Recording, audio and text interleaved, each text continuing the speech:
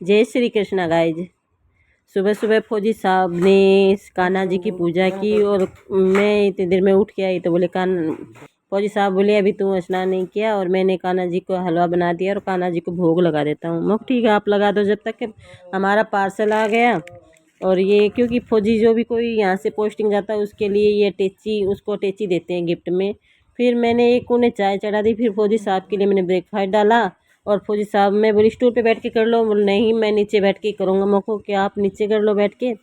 जब तक मेरी चाय बन गई और मैंने चाय छान ली। हम दोनों ने, फौजी साहब थोड़ी कम चाय पीते हैं इसलिए उन्होंने थोड़ी पी, और मैं तो आपको पता है ज़्यादा चाय के बगैर नहीं पार पड़ती मेरी।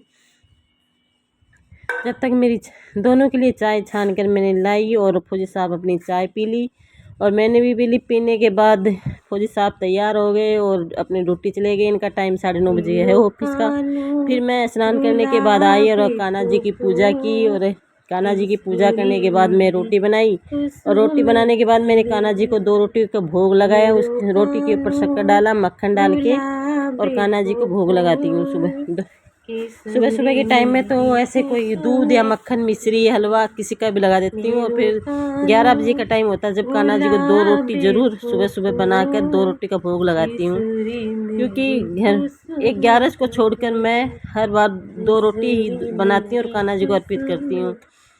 और ये हमारे कान्हा जी हैं गाइज। कैसा लगा हमारा कान्हा जी? ऐसे तो बहुत क्यूट से हैं कान्हा जी, और हर किसी को करना चाहिए। घर में लड्डू गोपाल लेके आना चाहिए और उसको 2 रोटी तो भोग लगाना ही चाहिए स्नान करने के बाद। ये मेरी पूजा हो गई और मैंने कान्हा जी को भोग लगा दिया है। अब मैं थोड़ा सा इनको पानी पिलाकर और मैं अपना आगे का काम शुरू करती हूँ। जय श्री कृष्णा गाइज, राधे राधे।